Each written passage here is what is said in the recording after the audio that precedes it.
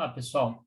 Na aula de hoje, a gente vai começar um novo tópico que vai perdurar pelas próximas aulas, que é o tópico de energia, né? Então, energia pode ser algo que parece um pouco abstrato em um primeiro momento, né? Não é algo tão concreto quanto a posição ou a velocidade de um corpo, mas a gente vai ver que energia é um conceito que nos permite determinar em muitas situações propriedades do sistema sem ter que, de fato, entender, né, a trajetória desse sistema ou todos os passos pelo qual passou esse sistema, né? Então, a energia ela é importante porque em diversos sistemas ela é uma grandeza ela é uma grandeza conservada, né?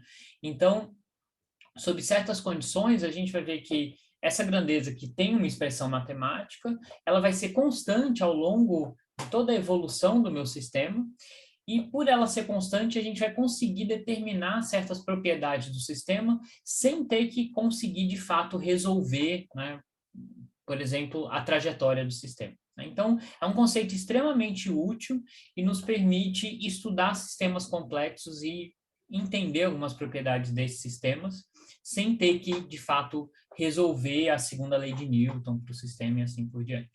Tá? Então, a primeira forma de energia que a gente vai estudar é a famosa energia cinética, né, que ela está presente em qualquer corpo ou sistema que apresenta um movimento, né? Então, ela é definida como massa vezes velocidade ao quadrado sobre 2, certo? Então, essa é a massa da partícula. O que é esse v ao quadrado, né? Só para ficar mais explícito, isso nada mais é do que o módulo da velocidade do sistema ao quadrado, certo? Então, essa é a definição de energia cinética para um corpo que tem uma massa m, certo? E a gente nota algumas propriedades, né? A primeira coisa é que, bom, eu estou usando a letra K, eu vou usar a letra K para energia cinética, simplesmente porque está associado, né? Está associada ao termo em inglês, que é kinetic energy, tá? Então, vou usar a letra K aqui para evitar confusão com outras grandezas, tá? Bom, mas voltando aqui, né, a gente vê que como esse é o módulo de um vetor, ou seja, o tamanho do vetor é um número, a energia cinética é um número, é um escalar. Então, não é mais uma grandeza vetorial, é uma grandeza escalar. Segunda coisa que a gente nota de cara é que se a força resultante sobre essa partícula, ou esse corpo, ela é nula, então a gente sabe que a aceleração vai ser zero, e, portanto, a velocidade, o vetor velocidade é constante, né? Se o vetor velocidade é constante, significa que o módulo dele também é constante e, portanto, a energia cinética é constante. Ou seja, se eu analisar a energia cinética em um determinado instante de tempo e num tempo futuro, ela vai ter exatamente o mesmo valor. Mas até aí a gente não tem grandes novidades, né? Porque se a velocidade é constante, então obviamente a energia cinética vai ser constante também, né? Então isso não vai ser tão útil. Daqui a pouco eu vou mostrar um exemplozinho onde conservação de energia cinética nos permite realmente calcular certas coisas do sistema, né? Primeiro uma coisa importante que a gente tem que definir é se eu tiver várias partículas, né? Se eu tiver um sistema, por exemplo, composto de várias partículas, até se eu pensar em um material com vários átomos, como é que é a energia cinética total desse objeto, né? É de fato a soma da energia cinética de cada corpo separadamente, certo? Então, a energia cinética é um número escalar, então é simplesmente a soma de todos esses números, né? Então, se eu tenho um sistema com n partículas, a minha energia cinética total vai ser a somatória da energia cinética de cada uma dessas n partículas, né? Então, eu vou pegar a massa de cada partícula, o módulo do vetor velocidade ao quadrado de cada partícula, dividir por 2 e somar sobre todas essas partículas, tá? Então, eu consigo, assim, definir uma energia cinética para um sistema com várias partículas, ou vários corpos, tá? Por último, né, qual que é a unidade de energia cinética? Bom, se eu analisar aqui, né, vai ser uma unidade de massa vezes a unidade de velocidade ao quadrado, né? A unidade de massa é quilo, unidade de velocidade é metros por segundo, estou usando tudo em SI, né? Então, velocidade ao quadrado vai ser metro ao quadrado por segundo ao quadrado, então a unidade seria quilo metro ao quadrado por segundo ao quadrado. Né? Essa unidade aparece tanto que a gente acaba definindo como uma unidade de energia, que é joule. Certo? Então, 1 joule equivale a 1 quilo vezes 1 metro ao quadrado dividido por 1 segundo ao quadrado. Tá bom? Então, agora vamos considerar um exemplozinho aqui, onde a gente sabe que a energia cinética vai ser conservada, porque a força resultante no sistema vai ser nula, e aí, usando isso, a gente consegue ver que a gente consegue determinar algumas propriedades do sistema. E aí é a primeira vez que a gente vê que, de fato, esse conceito de energia cinética tem alguma utilidade, certo? Então, um exemplo simples que a gente vai assumir algumas simplificações aqui, certo? Não é exatamente o caso real, mas depois a gente vai melhorando o nosso conceito de energia e a gente vai conseguir chegar mais próximo da situação real. Né? Então, imagina que o meu sistema é que eu tenho um monte de bolas de sinuca ou de bilhar, e eu tenho a bola branca que inicialmente, você dá uma tacada nela, ela sai com uma certa velocidade, e aí ela colide com todas as outras bolas e as outras bolas escapam. Tá? E aí o que a gente vai assumir aqui, para simplificar, é, primeiro, não tem força de atrito nessa mesa, obviamente isso é uma simplificação, né? Mas logo depois que as bolas escapam, de fato a força de atrito ainda não atuou. Então, se eu olhar imediatamente após a bola branca espalhar as outras, de fato a força de atrito ainda não vai ter atuado de maneira significativa. Então, eu vou ignorar a força de atrito, eu vou ignorar, e essa é uma parte bem importante, a rotação das bolas. Então, na verdade, isso seria melhor para partículas pontuais. Né? Então, eu vou ignorar essa rotação, né? As bolas podem sair rodando, de fato é isso que acontece, mas eu vou assumir que elas simplesmente se deslocam sem rodar. Tá? E aí, o que a gente tem se eu analisar esse sistema, certo?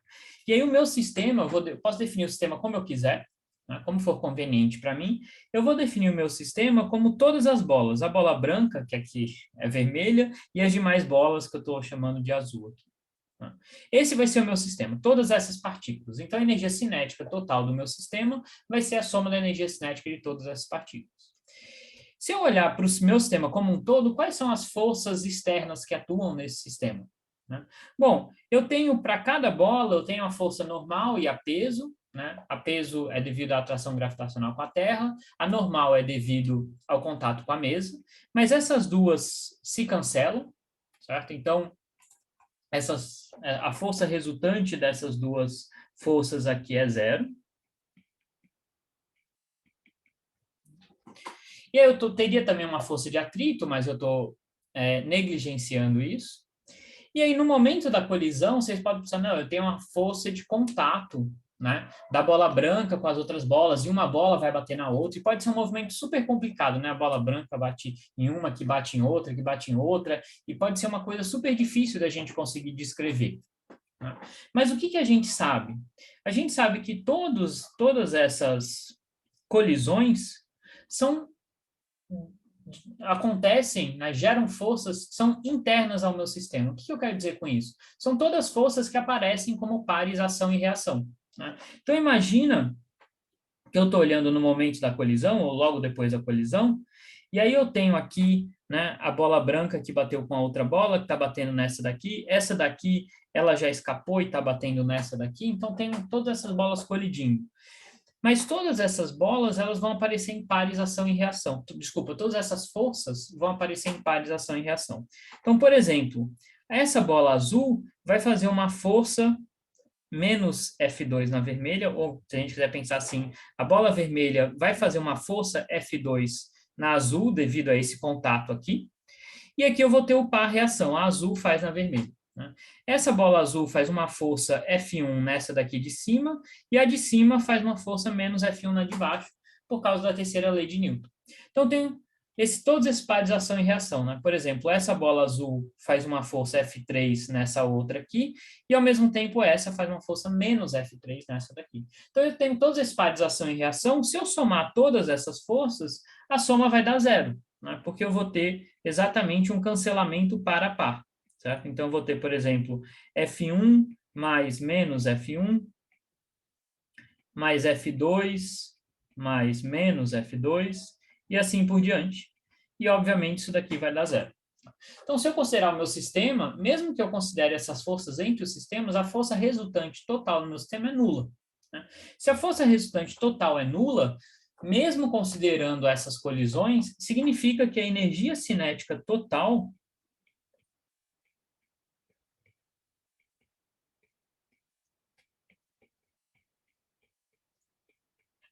é conservada. Tá? Então, todas essas colisões entre esses corpos, né, eles vão redistribuir a energia cinética, né? Obviamente, inicialmente, eu tinha todas as bolas paradas e só uma com velocidade, mas depois da colisão, essas velocidades vão ser distribuídas, ou essa energia vai ser distribuída entre as bolas, mas eu sei que ela vai ser constante. Então, por mais complexo que seja a colisão, né, por mais que dependa do ângulo exato, eu sei que a energia cinética total vai ser constante. Tá? E daí? Né, o que eu ganho com isso? Né? Bom, se a energia cinética total é conservada, eu poderia, em princípio, né, fazer a seguinte análise. Tá? Então, eu poderia analisar a situação inicial, onde eu teria a minha energia cinética inicial seria simplesmente mv0 ao quadrado sobre 2. Tá? E eu teria a minha energia cinética final, que seria uma somatória sobre todas essas bolas. Eu vou assumir que todas elas têm a mesma massa, só para ficar mais simples. Tá? Então, é mvi ao quadrado sobre 2. E aí, vamos supor que isso aqui é só para a gente mostrar como a gente poderia utilizar essa informação, né? Eu sei que essas duas coisas têm que ser iguais, esses dois números têm que ser iguais, porque a energia cinética é conservada. E eu poderia, por exemplo, saber a velocidade, né? Eu poderia, sei lá, filmar a colisão e, logo depois da colisão, saber a velocidade de todas essas partículas aqui. Então, eu sei calcular essa energia cinética final. Vou lá por algum, né? Eu filmo, vamos supor que eu só tenho o filme após a colisão, e aí eu tenho a velocidade de todas essas partículas, consigo calcular essa energia cinética final. A partir disso, eu posso dizer qual que era a velocidade, ou pelo menos o módulo da velocidade dessa bola inicial. Então, vamos supor que a gente conhece o lado direito aqui, certo? Isso aqui a gente conhece. Então, eu vou ter que, como a energia cinética é conservada, que mv0 ao quadrado vai ser igual a m sobre 2, somatória de vi ao quadrado, essas são as velocidades finais, né, após a colisão. E aí, portanto, né, bom, as massas eu estou assumindo que são iguais, então eu vou ter que a minha velocidade final, ou desculpa, a minha velocidade inicial da bola branca em módulo, aqui eu só consigo saber o módulo, vai ser igual a raiz quadrada da somatória das velocidades finais ao quadrado. Então, notem que se eu só conheço o estado após a colisão, e eu conheço essas velocidades, simplesmente por essa análise de dizer que a energia cinética é conservada, eu consigo saber uma informação nova. Eu consigo saber qual era a velocidade da bola inicial. Tá? Eu posso calcular ela dessa maneira aqui. Tá certo? Então, a gente vê que, de fato, a conservação de energia, imagina se a gente quisesse determinar isso, né, de outra maneira, sem saber nada de conservação de energia. Né?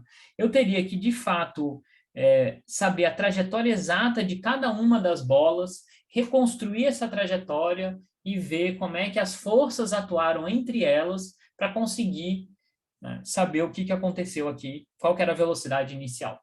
Né? Então, seria uma análise muito mais complexa. Tá? E a gente vê que usando a conservação de energia, a gente consegue extrair um tipo de informação, não é qualquer informação, mas a gente consegue extrair um tipo de informação sem ter que fazer uma análise super complexa, em particular, sem nem ter que saber como é que essas forças atuam entre as bolas. Basta saber que são forças internas do meu sistema e, portanto, elas vão ser conservadas. Né? Então, portanto, elas vão se anular e a energia cinética total vai ser conservada. Tá bom? Então, a gente nem precisa entender quais são as forças que estão atuando aqui. Né? Basta saber que são forças internas. Tá bom? Então, esse é um exemplo. Agora, o que eu gostaria de discutir é, tudo bem, a gente viu que se a minha força resultante total é nula, a energia cinética é conservada. Tá? Mas a gente vai ver, né, que para eu mudar a energia cinética do sistema, não basta ter uma força. Né? Então, a gente vai ver que não é suficiente ter uma força para eu mudar a energia cinética.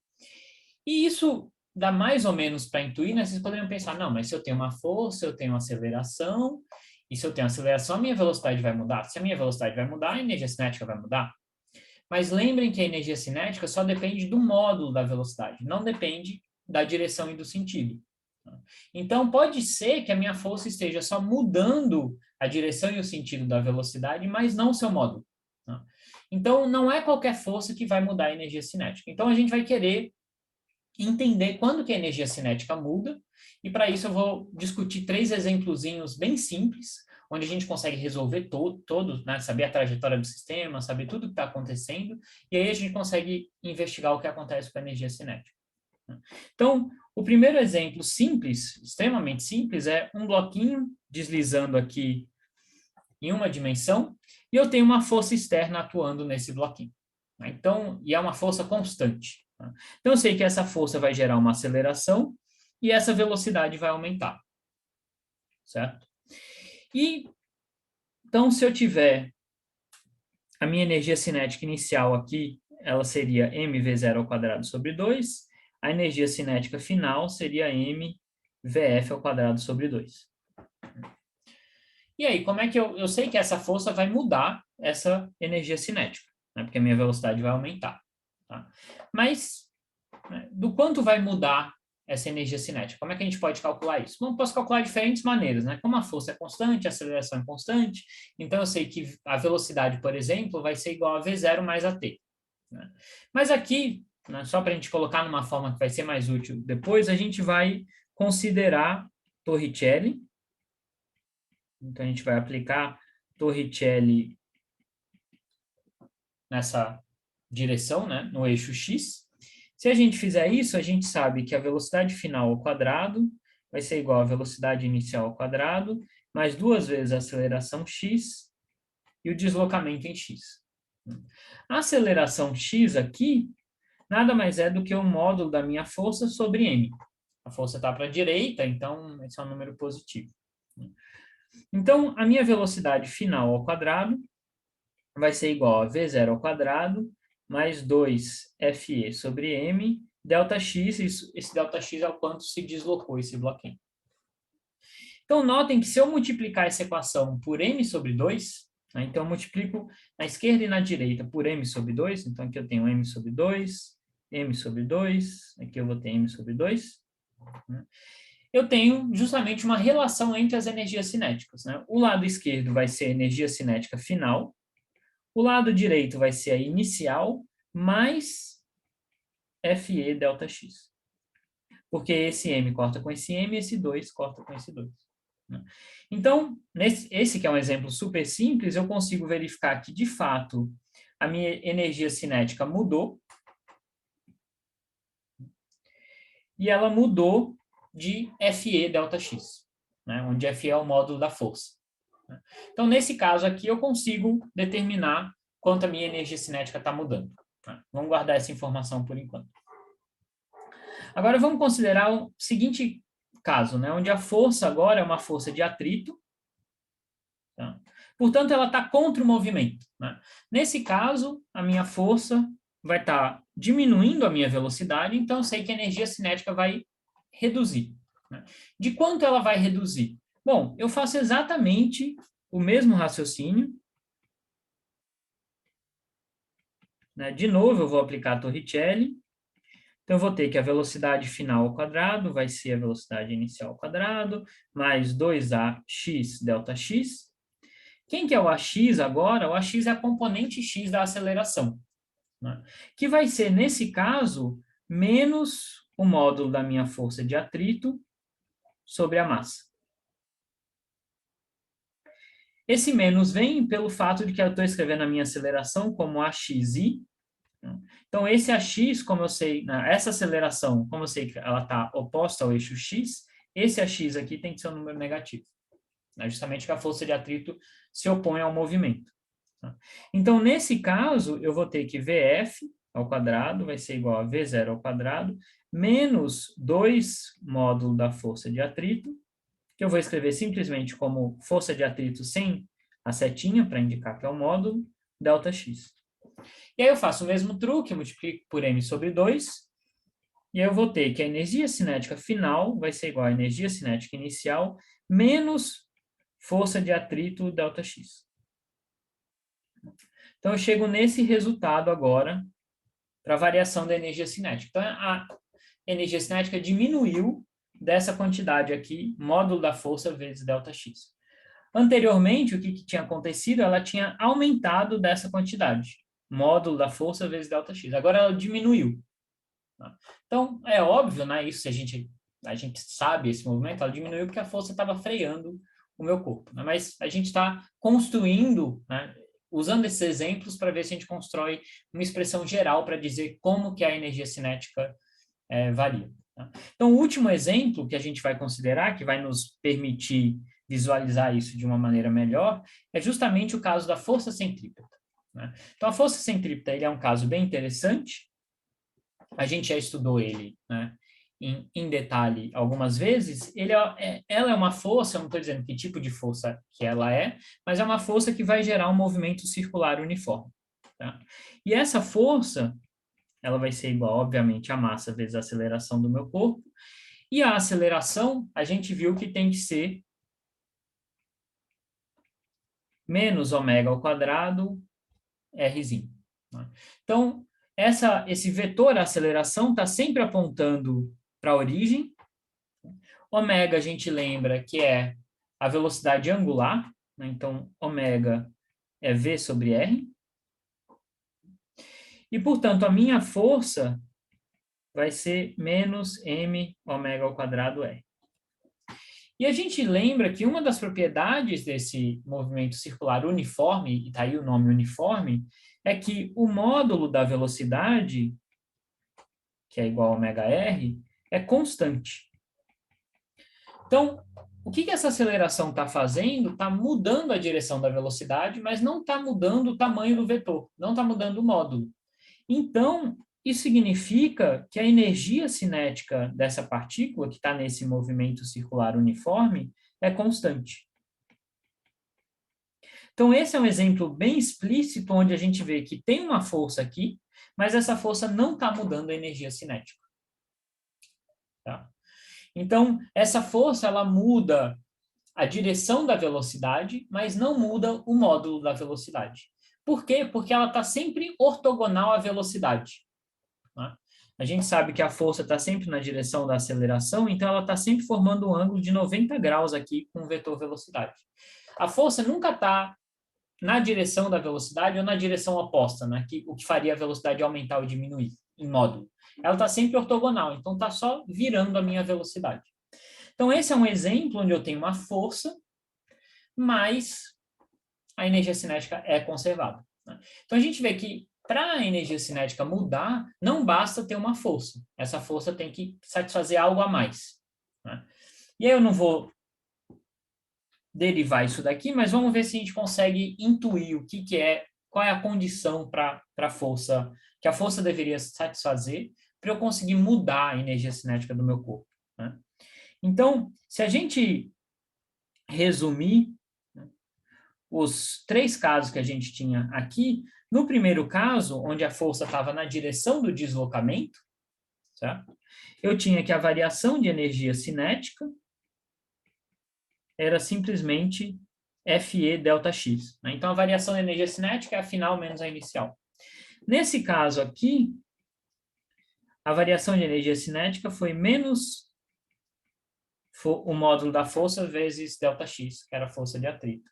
E nesse caso aqui, onde a força era sempre ortogonal ao meu deslocamento, né? Eu estou deslocando sempre tangencial à minha curva, né? Então a força era sempre ortogonal ao meu deslocamento ou à minha velocidade. Isso daqui dava também, isso aqui deu que a energia cinética não mudava. Tá? Então, o que a gente pode tentar intuir? Eu estou tentando induzir vocês à condição que a força deve satisfazer. Né? Então, a gente viu que, bom, se a força estiver perpendicular ao deslocamento, ela não varia a energia cinética, ela só vai estar mudando a direção do movimento, mas não vai estar aumentando ou diminuindo o módulo da velocidade. Então, a energia cinética vai sim ser conservada. Tá? Se ela estiver alinhada com o meu vetor deslocamento, ela vai aumentar a energia cinética. Se ela tiver oposta ao meu vetor de deslocamento, ela diminui a energia cinética. Né?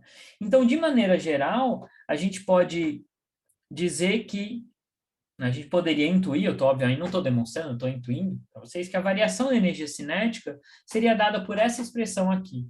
Módulo da força, módulo do deslocamento, cosseno do ângulo entre a força e o deslocamento.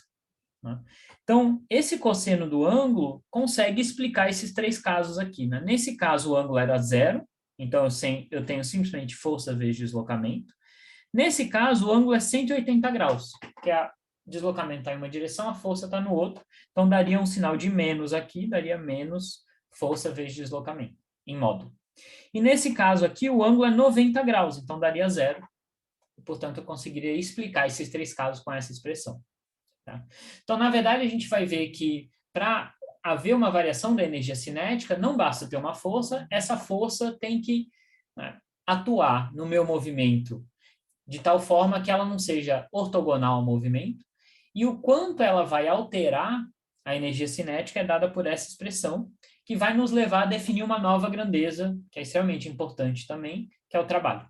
Tá? Então, na próxima aula, a gente vai discutir justamente essa grandeza trabalho, que vai ser importante para a gente... O trabalho, na verdade, vai nos dizer o quanto a força está mudando a energia cinética. Tá bom? Por essa aula era isso. Tchau, tchau.